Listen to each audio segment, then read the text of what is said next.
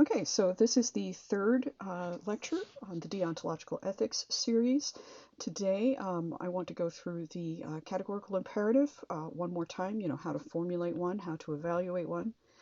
And then um, we're going to look at what the problems are with deontological ethics, particularly the categorical imperative, and the things that we still need that Kant doesn't really give us any guidance on. Okay, so deontological ethics. Good stuff means that we are acting from duty, out of not only, inspired by, but trying to meet our duties and our obligations. And it's worth, I think, thinking about what it is that we each have as individuals that really are duties that we owe to ourselves and to others. Okay, yep, really smart guy. The only thing of intrinsic worth is the intent to do good. Are you acting out of a goodwill? So this is the first of the three major works on ethics. Remember, sometimes it's called the foundations, sometimes it's called the fundamentals, sometimes it's called the groundworks for a metaphysics for morals. The second book is a critique of practical reason, and the third book is a metaphysics of morals. So just to keep those three straight. Remember, this is all kind of guided around the golden rule: do unto others as you would have them do unto you, and it's sort of a profound modification of that idea. And I think that carries tacitly with it the assumption that it is an appropriate measure of how we ought to treat others by thinking about how we ourselves want to be treated. And I think that's an assumption that has to be addressed. There are certain ways in which, as individuals, we don't mind being treated a particular way that other people would find objectionable, and how to account for that difference. So there's some. It's it's not quite completely settled that this is a terrific idea. It's a rule of thumb, which means you follow it more or less until it stops making sense. Okay, Kant doesn't think we're worthy of happiness unless we possess a good will. Um, this is the every moral statement that we kind of create, a little principle that we develop to follow should be universalizable. And I swear this is the only place you'll ever see that term. Okay, there's the hypothetical imperative. These are the ones that we do every day to try and achieve some particular goal. But the categorical imperative or the moral imperative does not have a stated particular goal. It is just a way that we ought to conduct ourselves, regardless of what the outcomes really are. There's just a certain way we should act. So, the categorical imperative is an imperative that unconditionally commands us to perform or not perform, some action. Um, and we use that to sort of develop a principle, generalize from this particular incident, perhaps, to a more, getting general, sorry, um, commands us to perform or not perform some action, and we use that to sort of generalize to a particular principle. And it has nothing to do with our desire to perform the action or some particular end result. There's just a certain way that we ought to conduct ourselves. We should do Y. Clearly, these are constructed after the first few commandments. Thou shalt not kill, thou shalt not steal, and so forth. Thou shalt not, what is it, have other gods before me, thou shalt honor thy mother and father, and so on and so forth. But, thou shalt, do this, and there's just no conditions under which these things would change. And I think that's very much what Kant is thinking about. We believe that Kant did believe in God. But the emperor at that time of Prussia, or whoever was in charge of Prussia, said that he ruled that Kant was not to write anything on God or religion whatsoever. That was not going to be allowed. And Kant is a very, very thoughtful person, and I'm sure that his views on the subject would have been really kind of cool to see. Okay, and there are some writings out there about his relationship with religion and so forth, but we're going to focus particularly on his ethics. And his ethics don't derive, I believe, directly from a belief in God or Christianity, but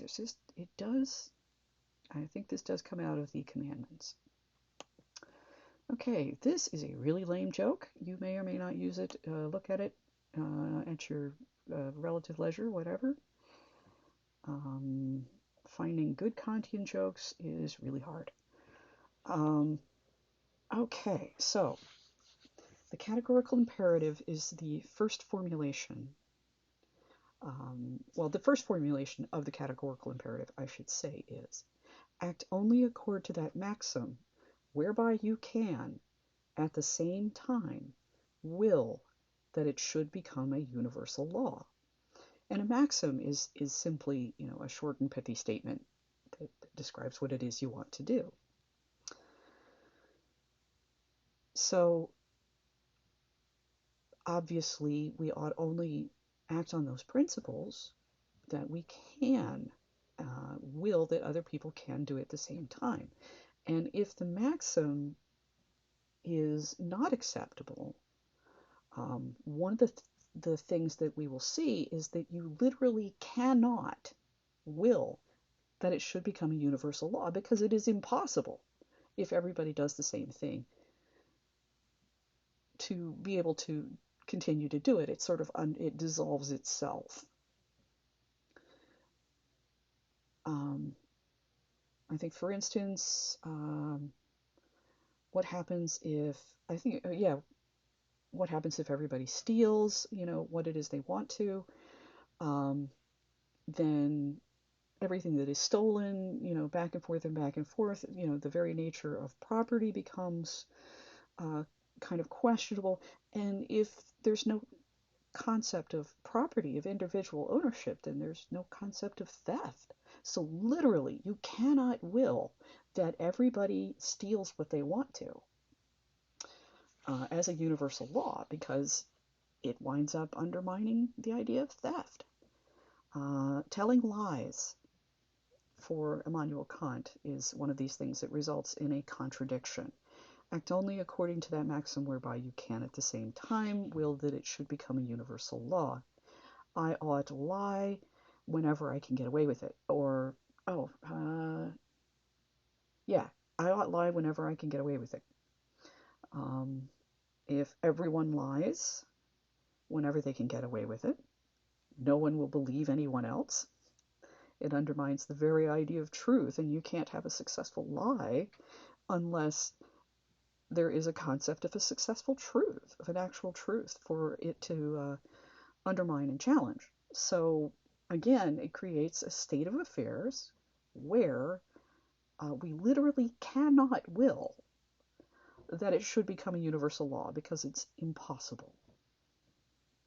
So you see how lovely and logical this is, and you don't really have to refer to some sort of objective standard. It is a state of affairs that results in a contradiction. It's purely logical, purely reasonable. That is how the categorical imperative should function. Of course, the universe is more complicated than that, and he does kind of give in a little bit to that idea where he says that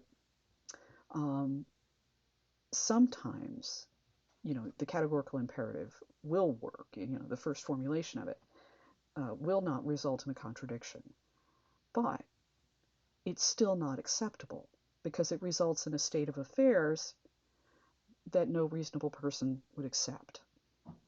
And the example of that is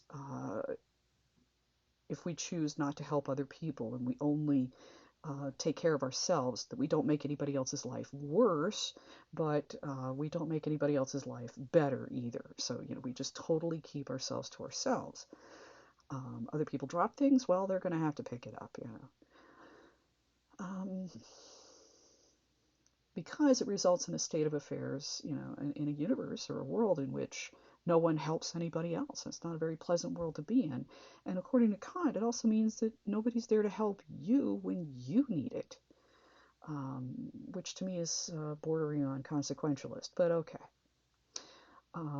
But it certainly would be, a colder, less friendly world, and I think less interesting.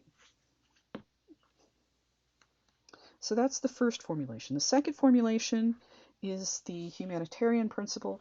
Act in such a way that you treat humanity, whether in your own person or in the persons of any other, never merely as a means to an end, but always at the same time as an end. So, end in this sense is, your goals, the thing that you're striving for or trying to do. The end of your acts, what you're trying to achieve. To Kant, the first and second formulations are in fact equivalent,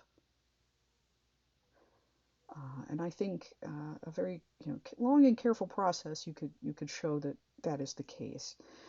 But for our purposes, we're going to just treat this as a simple, as a secondary kind of statement that we ought to treat people, not just other people, but also we have an obligation to ourselves to treat ourselves as an end in and of ourselves, and never just as a means to an end. And we're going to look at some of his examples here in a second that he gives us to illustrate these ideas, and maybe you'll get a better sense of what he means about the obligation that we have to ourselves. This is similar to utilitarianism in that it is fairly selfless, and it's intended to treat everyone as moral equivalents, yourself included, but you nevertheless count in Kantian theory and utilitarianism.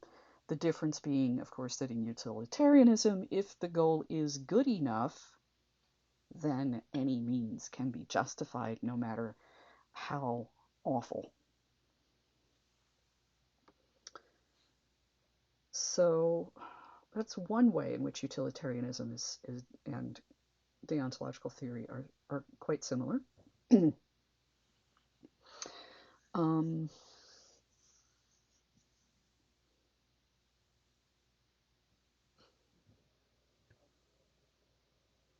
Sorry, I forgot the other one. I'll get back to it. Anyway, so there's a third formulation, which is where we basically conceive of ourselves as every rational being must so act as if he were, through his maxim, always a legislating member in the universal kingdom of ends. So we are all our own senators and representatives, and we are writing laws, when we engage in attempting to discover what it is we ought to do, that should apply to everyone. That should be considered as though they apply to everyone. Kant's hope is that if we all accept this sort of categorical imperative idea, then we will all come to the same conclusions about what the right thing is to do, but we will do it purely out of reason. We are not doing it because religious authorities tell us this is the right thing to do. We are not doing this because military authority is telling us this is what we ought to do, or governmental authority. We are doing this because, logically, it is the right thing to do. I hope that makes sense to you. All right.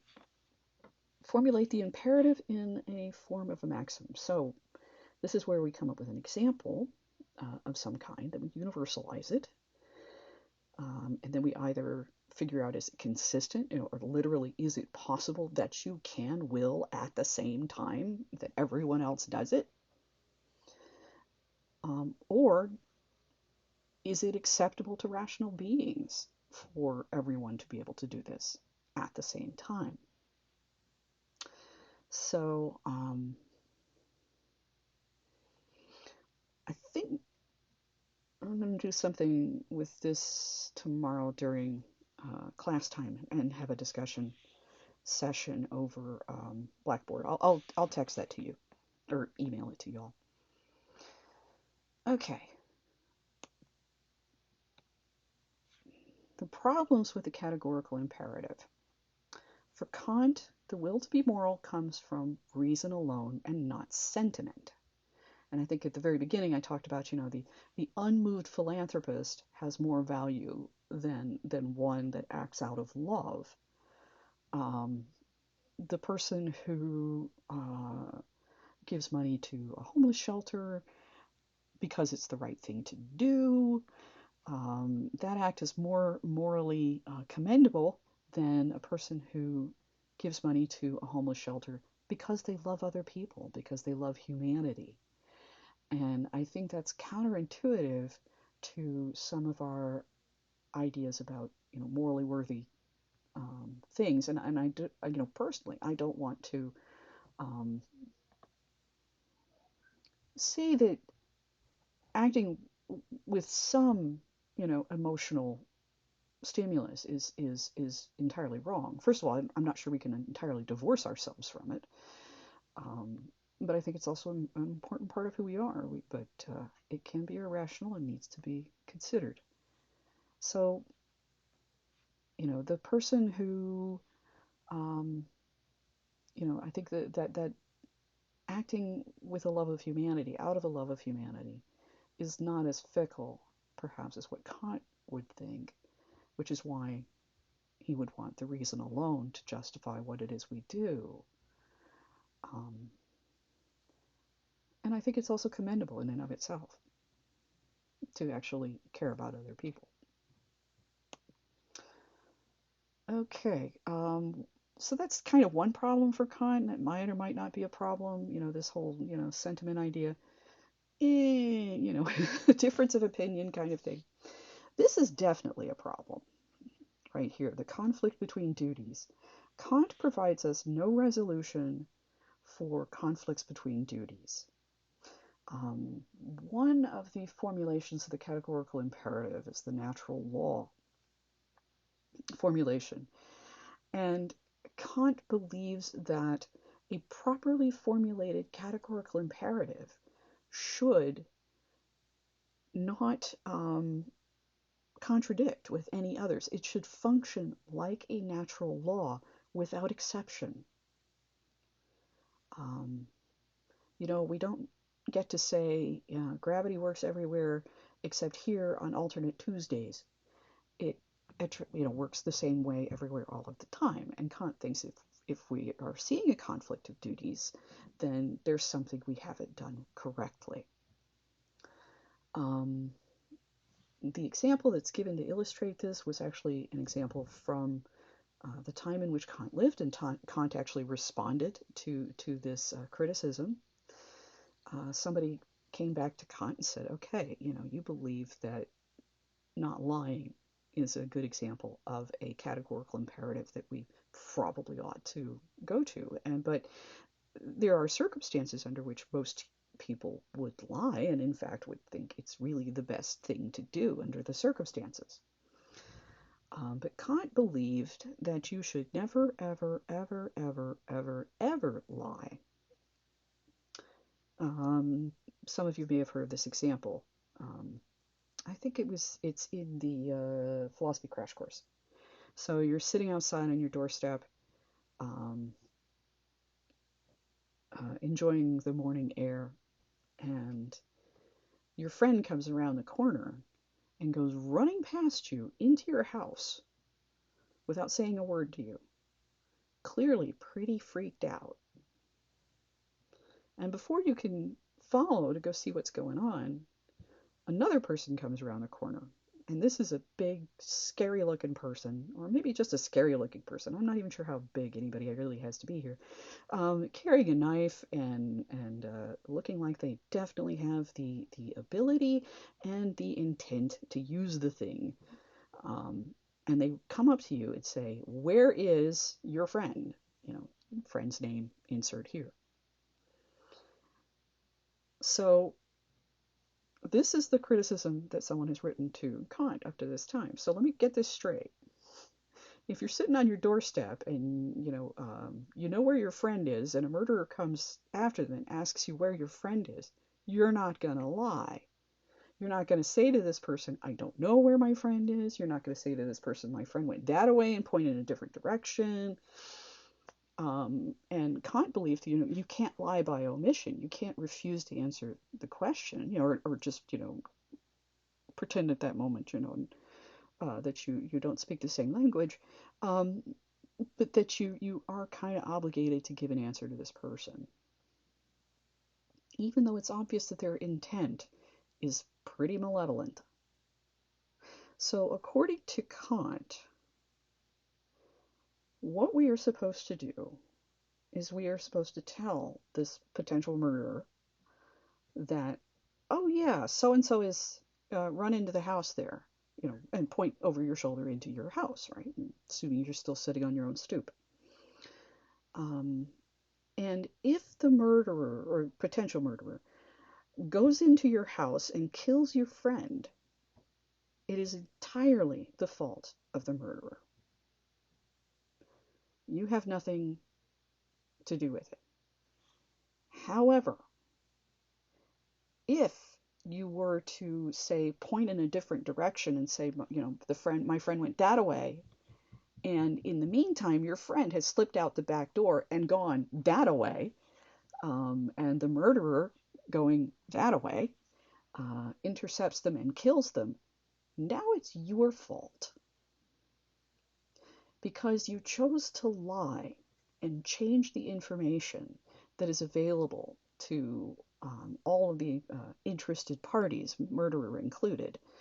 And in so doing, you take responsibility for anything that comes after.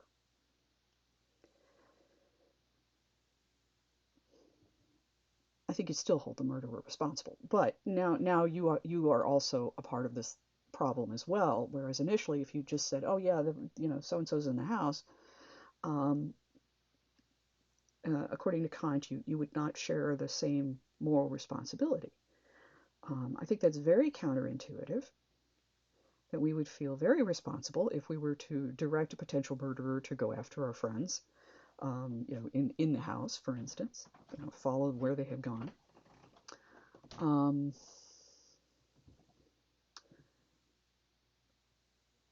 so that is very uh, not very acceptable to a lot of people. Um, there is another way of resolving this. You could have said to the murderer, "I'm not going to tell you," but I don't know that that would help the circumstances necessarily. Uh, and I don't think Kant was a fool. I think, he believes that there are alternatives to lying under this circumstance. You tell the truth, but you run in your house and you slam the door before the murderer can get there. Um, so you've protected your honor and your friend at the same time. Uh, so I think that's what he really wants us to do, is to really think outside the box, so to speak, and find a way of resolving this problem that does not require us to lie. But it seems that we are giving up another very important kind of duty, which is the duty to protect our friends. Um, I won't say to protect innocent people because, I don't know your friends, but we have a duty to, take care of the people that we attach value to, right? We've said somebody is a friend. You are my friend. That means I have an extra obligation to protect you, to look after you, and help you. And that seems to be directly contradicted by the duty not to lie in this particular circumstance. Okay, so this seems pretty silly to a little bit, because, of course, murderers are rarely at our door. But if we consider it from the perspective of, say, World War II, where you might very well be harboring people in your house that other people are looking for, and that their lives are very much at risk as well as your own, that lying becomes a bit more plausible, shall we say, or interesting. You were hiding Jews in your house in World War II.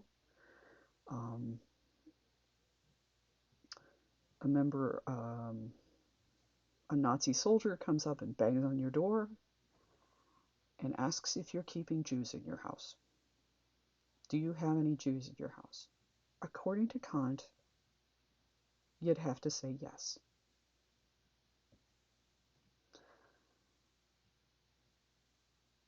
And that wouldn't end well for anybody. So number one, never, ever, ever hide at Kant's house. Just don't go there. Number two, not considering, the result of lying, of not lying in this circumstance, that everybody in the household would probably be killed. That's definitely a shortcoming. There is a definite duty here. Probably you've promised your friend that you will, hide them in your house and keep them safe, as best you can. And telling the truth to the Nazi would kind of contradict that particular obligation. I also think we ought to lie to Nazis as early and as often as possible to, thwart them at every chance we get. So, and tell them the truth occasionally just to throw them off.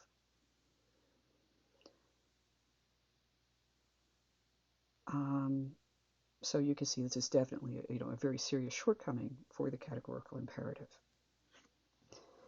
I'm sure if Kant was faced with these more dire and alas, realistic results situation, that maybe he would have responded differently.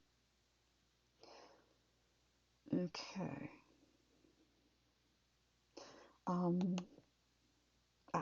Yes, here we are. Act as if the maxim of your action were to become by your will a universal law of nature. And, he wanted this to function like a law of nature where it functions everywhere all of the time and there's not a possibility for contradiction. But they're not. Okay, so Kant gives us 4 examples for us to kind of work through. The first example he gives is interesting.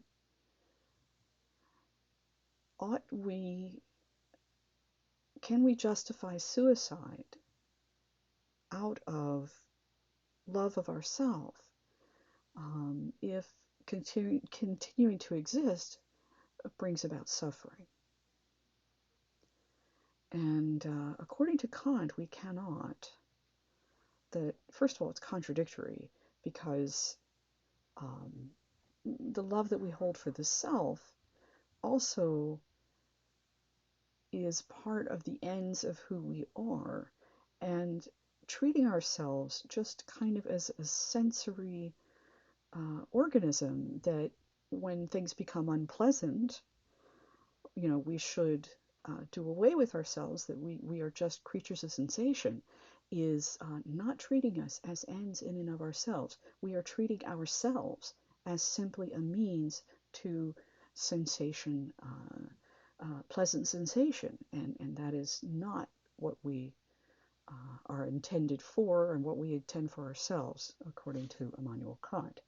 I'm sure he would have said the same thing about using drugs, for instance, that through self-love, can I take drugs in order to just have a more pleasant life, even though that may endanger me physically or mentally. And he would say no, because that's contrary to treating yourself as a full person, as opposed to just a bunch of um, sensory feedback kinds of things. And you can see right there, he's also responding again to the utilitarians and the Epicureans, that's saying, happiness and sensation is not sufficient to justify our ongoing existence. Because if it was the only thing that we lived for, then this idea of suicide through self-love, in the face of potential suffering, might be justified. And I think, he's counting on our intuition that this would be absolutely wrong. Um, uh, and I also feel obligated at this point. I guess I should have given you a trigger warning. I'm so sorry. Um, you know, if if uh, if this is really bothering you, please let me know. If this is something you've been thinking about, um, please let me know as well, and I'll see what I can do to help. Um, okay. Second example. Far less, I think, emotionally uh, danger, endangering. Can we justify borrowing money if we know we won't repay it? So I want to borrow $5 from my friend so I can go get ice cream, and I know that I'm not going to repay them. That I'm not working right now, um, but I want the ice cream now, and they're probably going to believe me. So um, is it justified for me to borrow money with the intent of not repaying it? Remember, this is an example from Kant. So we go through the idea, go through the steps of the categorical imperative. First, state this in the form of a maxim. Can I justify borrowing money if I know I won't repay it? Ought I borrow money if I don't intend to repay it? Then we universalize it. Ought everyone borrow money if they know they won't repay it? Well, I want you to think about what would happen. But I think this is another situation in which, at least to Kant's mind, it would undermine the very practice of borrowing. Borrowing is giving and receiving back.